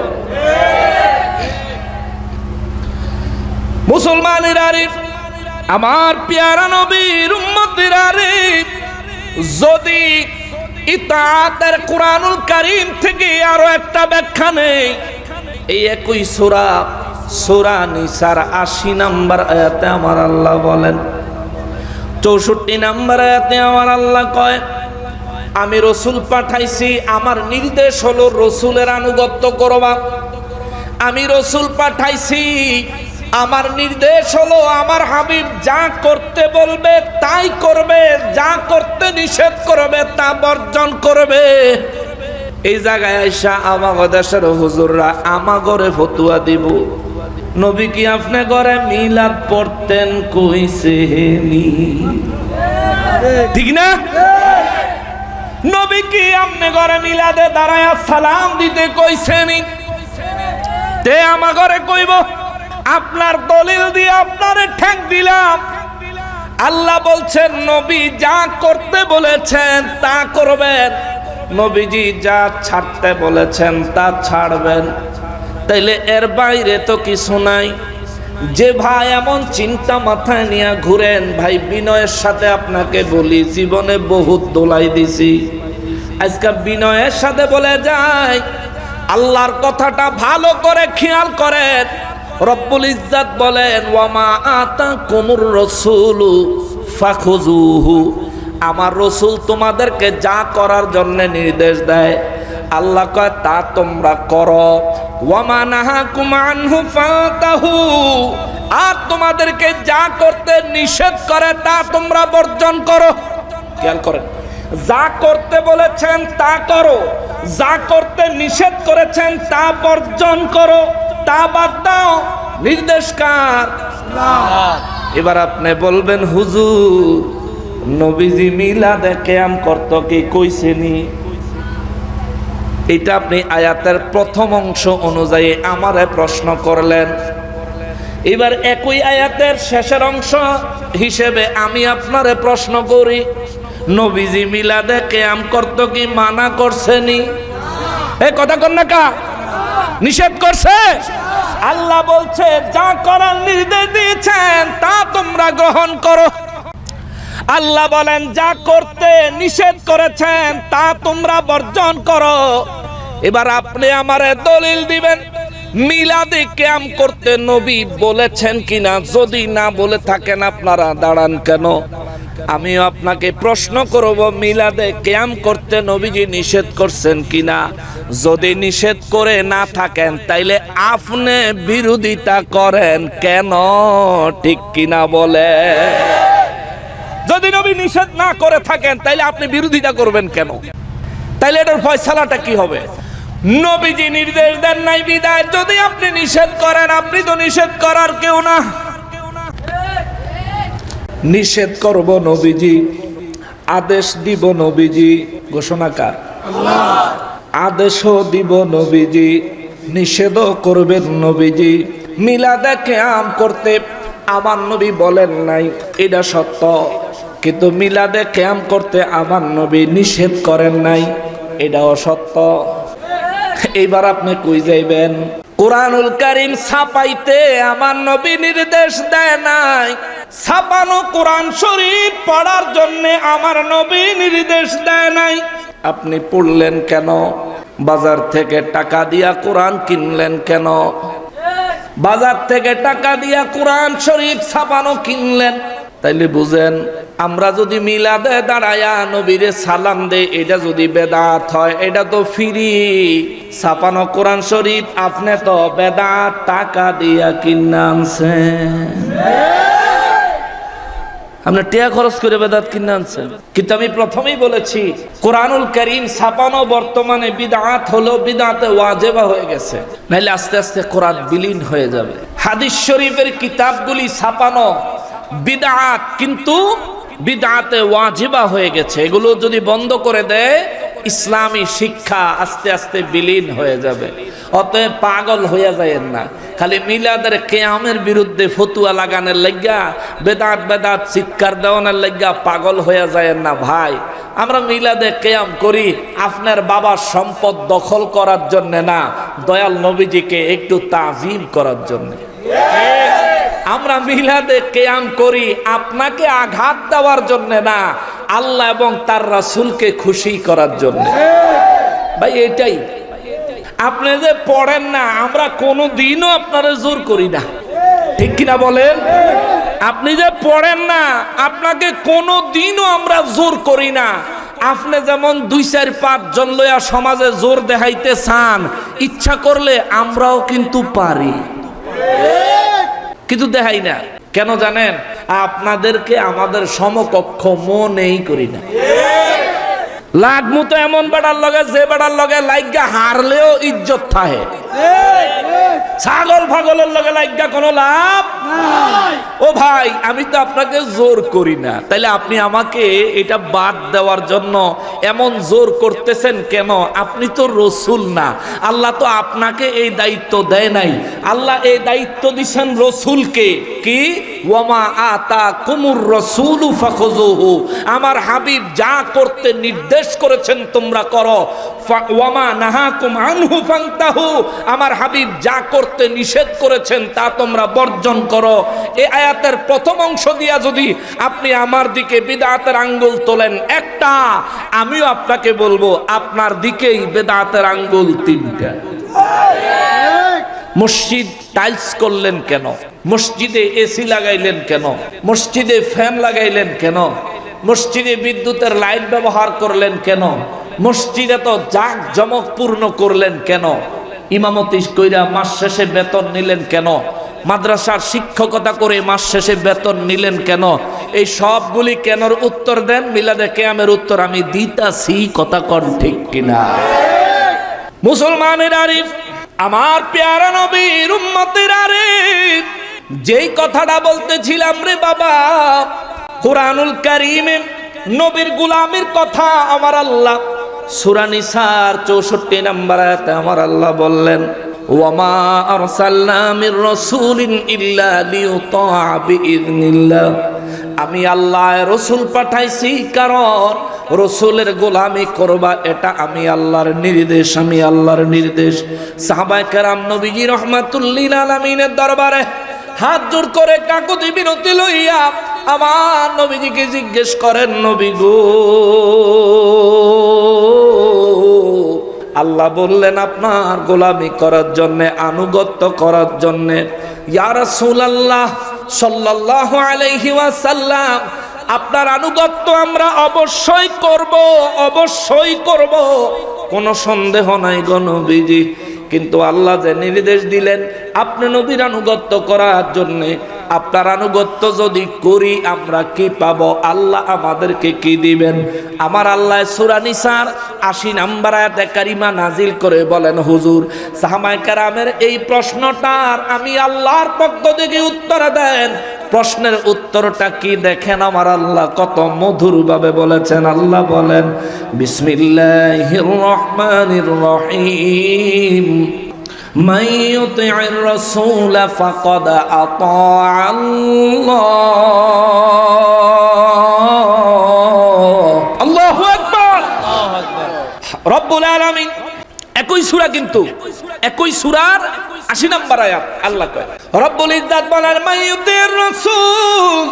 নবী গো, সাহাবায়ে কেরাম সব বিশ্ববাসীকে জানিয়ে দেন কিয়ামত পর্যন্ত আমি আল্লাহর নির্দেশ, যে ব্যক্তি রাসূলের আনুগত্য করবে, যে ব্যক্তি রাসূলের অনুসরণ করবে, যে ব্যক্তি রাসূলের অনুকরণ করবে, যে ব্যক্তি রাসূলের গোলামি করবে, আল্লাহ কা হুজুর বলে দেন ফাকাদ আতা আল্লাহ। রাসূলের গোলামি যে করবে ওই ব্যক্তি আমি আল্লাহর গোলাম হয়ে যাবে। আল্লাহু আকবার। নবীর গোলামি করলে গোলামি হবে কার? জোরে বলেন না কার? নবীর গোলামি করলে গোলামি হবে আল্লাহর। এই জন্যই তো আল্লাহ কয়, ওয়া মা আরসালনা মির রাসূলিন ইল্লা লিইউতা বিইذনিল্লাহ। আমি আল্লাহ রাসূল পাঠাইছি, আমার উদ্দেশ্য হলো তোমরা আমার রাসূলের আনুগত্য করবা, তোমরা আমার রাসূলের গোলামি করবা। আজকের পর থেকে কেউ যদি বলে রাসূলের গোলামির কথা বললে শিরিক হবে, কেউ যদি বলে রাসূলের গোলামি করতে চাইলে মুশরিক হয়ে যাবে, এই ব্যক্তির ফতোয়াটা আর জীবনে কোনোদিন কানে নিবেন? আমি কিন্তু এখনো হাদিস শরীফে যাই নাই, টোটালটা কোরআন শরীফ থেকে উত্তর দিছি, টোটালটা। এইবার আসেন নবীর আনুগত্য কেমন ভাবে করতে আমার আল্লাহ কয়। তারা কইব, নবীরে একেবারে সম্মান দিতে দিতে আল্লাহর বলে উপরে দিয়ে উঠে লিস। হায় রে মানুষ, এই ব্যাক কলের তো একটা ক্লাস আছে, তুমি একেবারে ক্লাস ছাড়া ব্যাক কল। আল্লাহর আবার উপরে দিয়ে উড়ায় কেমনে? আল্লাহর কি কোনো সীমানা আছে? আল্লাহ তো অসীম। আল্লাহ কি? কথা বলেন না, আল্লাহ কি? তাহলে আপনি যে বললেন আল্লাহর উপরে দিয়ে উড়াইলেছে, আপনার কথাটা শিরিক, এটা মুশরিকি বাক্য, ঠিক কিনা বলেন? আরে নবীজিকে যত তাজিমি করা হয় না কেন, যত সম্মানী দেওয়া হয় না কেন, রব্বুল ইজ্জতের চাইতে অধিক কখনোই হবে না, ঠিক কিনা বলেন? তুমি কিসের সাথে কি মিলাও মিয়া? যার বগলের তলায় সুটকি হেবেড়া যেন যায় হেনই সুটকির গন্ধ পায়, নিজের চরিত্রে শিরিক আর শিরিক, শিরিক আর শিরিক। এই জন্য সুন্নিদের আমল আকীদার মধ্যে তুমি গিয়ে শিরিক খোঁজো ভাই, এই শিরিকের চশমাটা হালাইয়া নবীর মহব্বতের চশমা লাগাও, ঠিক কিনা বলে? প্রেমের চশমা লাগা বেড়া। আল্লাহ এই সৃষ্টি জগৎ সৃষ্টি করেছেন নবীর প্রেমে প্রেমে প্রেমে, ঠিক কিনা বলেন? ফতুয়ার লাগা না, প্রেমের কারণে। ওরে নূর নবী বানাইলো আল্লাহ প্রেমের কারণে, নূর নবী বানাইলো আল্লাহ প্রেমের কারণে, প্রেমের ডুরি বান্দরে মন মদিনার শনে, ঠিক কিনা বলে?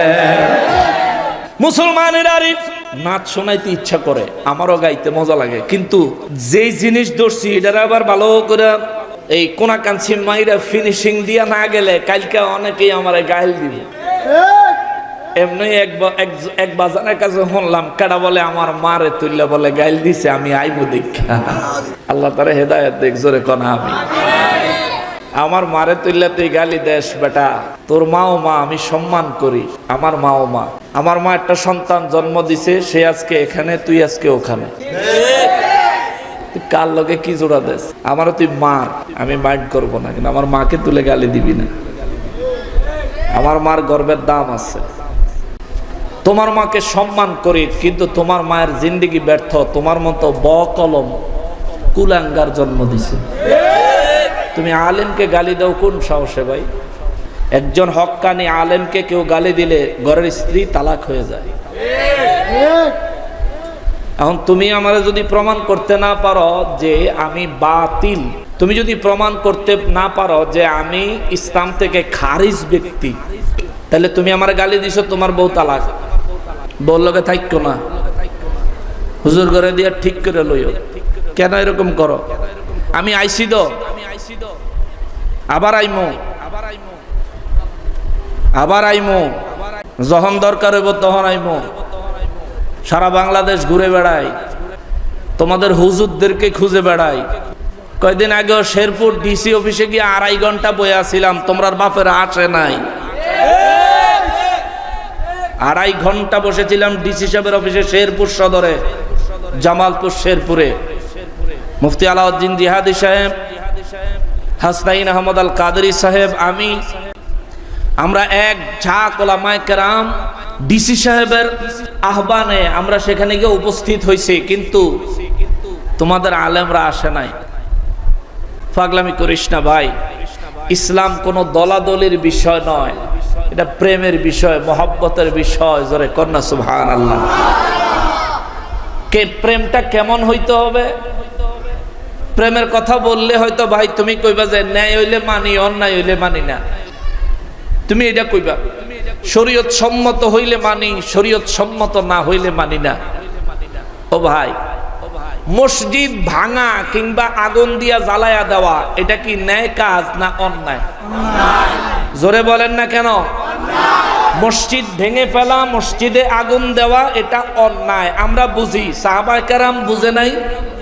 কথা কেন বুঝে নাই? মসজিদে জেরার নামে একটা মসজিদ আল্লাহর রাসূল নির্দেশ দিছে ভাঙ্গা জ্বালায়া দাও। সাহাবায়ে কেরাম প্রশ্ন করে নাই হুজুর কেন, সাথে সাথে গেছে, ভাঙছে, আগুন দিয়া জ্বালায়া দিছে। আল্লাহু আকবার। এটার নাম ইসলাম। নবীজি নির্দেশ দিয়েছেন যুদ্ধের ময়দানে ঝাঁপায়া পড়তে হবে, কাফেরের বিরুদ্ধে জীবন দিতে হবে। হাসতে হাসতে জীবন দিয়ে দিছে, আল্লাহ তাদেরকে শহীদি মর্যাদা দান করে দিছে। জোরে কন্যা সুবহানাল্লাহ। সুবহানাল্লাহ। এটার নাম ইসলাম, প্রেমের নাম ইসলাম ভাই। শত্রুতা আর হইলো সব জায়গার দলিল খোঁজেন, তাহলে আপনার কাছে আমি কয়েকটা দলিল খুঁজে দিয়ে যাব। ওয়াইস করণী রাদিয়াল্লাহু তাআলা আনহু যে দান মোবারক ভাঙছিল, এটা সওয়াব হইছে না গুনাহ হইছে? হ্যাঁ, কি হইছে? এটা শরীয়তের কোন দৃষ্টিতে সওয়াব হইছে? তুমি আমার দলিল দাও। পণ্ডিতি যে করো মিয়া, পাগলামি করো না, মনে করো না তুমি দুনিয়াটা সব বুঝো, আর মনে করো না দেশটা খালি তোমার বাপের আর আমরা উড়ে আইছি। আমরা উড়ে আসি নাই। এই জমিন আল্লাহর ওলিদের জমিন, আমরা এখন ওলিদের পক্ষে আছি। ইসলাম, মুসলমান, জমিন, দেশ, রাষ্ট্র আগে আমাদের, পরে তোমাদের। পাগলামি করো না, পাগলামি করো না। শোনো মুসলমানেরা রে, আমার পেয়ারা নবীর উম্মতিরা রে, এই জন্য আমি বিস্তারিত আকারে প্রত্যেকটা সন্দেহাতীত বিষয়গুলো কোরআনুল কারীমের আয়াতে কারিমা দিয়ে দিয়ে আপনাদের নলেজে দেওয়ার চেষ্টা করতেছি ইনশাআল্লাহুল আজিজ। যদি মনোযোগ থাকে বুঝবেন, বুঝবেন, বুঝবেন ইনশাআল্লাহুল আজিজ। আমার আল্লাহ কয় ওয়ামা আরসালনা মির রাসূলিন ইল্লা লিইউতা বিইজনিল্লাহ। আমি আল্লাহ রসুল পাঠাইছি, তার কারণ হলো আমি আল্লাহর নির্দেশ হলো আমার রসুলের তোমরা আনুগত্য করবা, গোলামি করবা।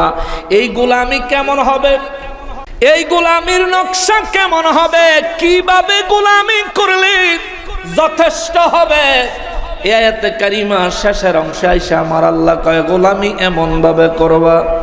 বিসমিল্লাহির রহমানির রহিম। ওয়ালাউ আন্নাহুম ইযলামু আনফুসাহুম জাউকা। আল্লাহু আকবার।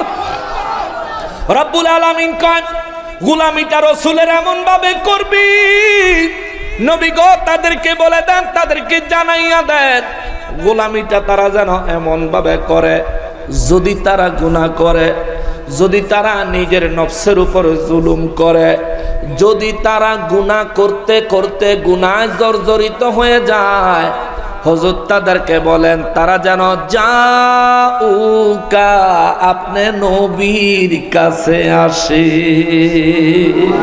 আল্লাহু আকবার। আমরা যদি গুনাহ করি, আমরা গুনাহগার কার দরবারে? গুনাহগার কার দরবারে? গুনাহগার কার দরবারে? যদি আমরা গুনাহ করে থাকি, ওই গুনার ক্ষমা চাইতে কার দরবারে যাব? আল্লাহর দরবারে যাওয়া, এটা হলো বাস্তবিক নিয়ম। কিন্তু আল্লাহ কয়ে যাইবা জাউকা, আমার নবীর দরবারে। জোরে কর, আরো জোরে কর। এখন আমাদের দেশের হুজুররা কয় আল্লাহ ছাড়া অন্য কারো কাছে হাত পাতলে শিরিক হয়। আল্লাহ কয় শুধু হাত পাতন না, গুনাহ মাফ পাইতে হইল নবীর কাছে যাবি। মাফ করব কে?